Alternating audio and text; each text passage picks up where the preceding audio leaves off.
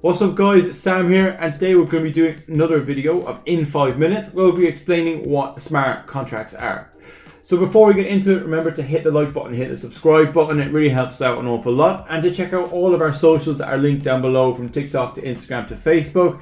And also if you do want to get some free Bitcoin, use our links down below for Nexo and BlockFi. So without further ado, let's get straight into it.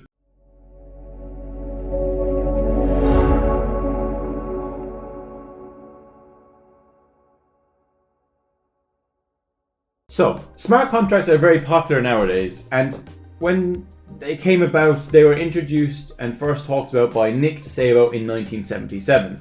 This was way before Bitcoin, Ethereum, Cardano, all the ones you know today were ever even created or even thought about.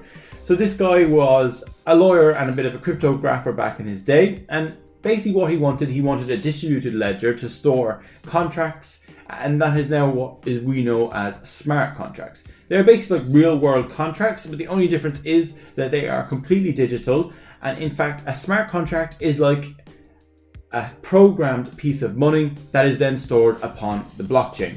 So guys, let's take a look at an example. You're probably familiar with Kickstarter, the large fundraising platform that teams can go to Kickstarter where they create a project, set a funding goal, and then people, supporters and investors can send money towards the idea if they like it. Kickstarter is essentially a third party that sits in between the product team and the supporters, and that means that both teams need to trust Kickstarter with their funds.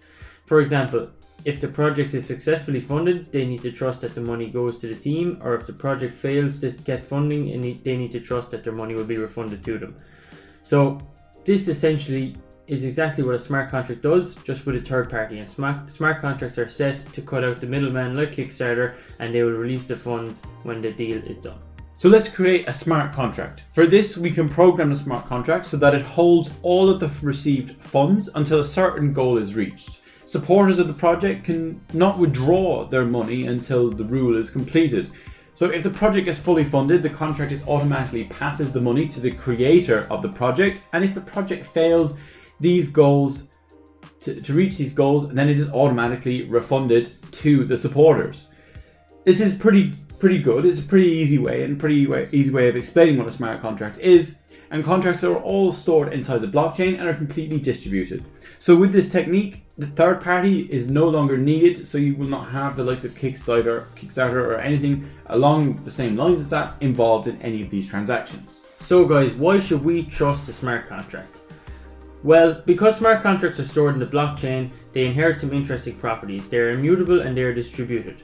Being immutable means that once a smart contract is created, it can never be changed again. So this means that no one can go behind your back and tamper with the code of your contract. And being distributed means that the output of your contract is validated by everyone on the network. So a single person simply cannot force the contract to release the funds, because other people in the network will spot this attempt and mark it as invalid. Tampering with smart contracts is basically impossible.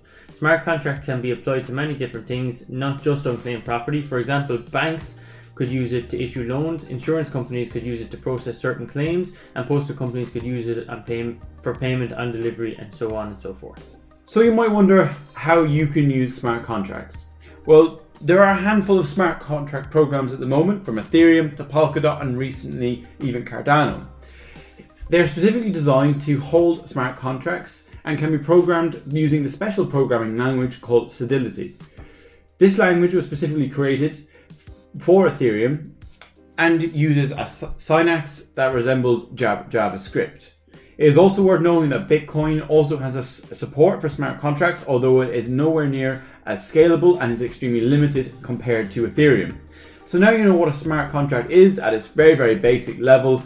And if you enjoyed this video, remember to hit the like button, hit the subscribe button, and remember to join our free Discord, which is linked down in the description, and we will see you in the next one. Thanks guys.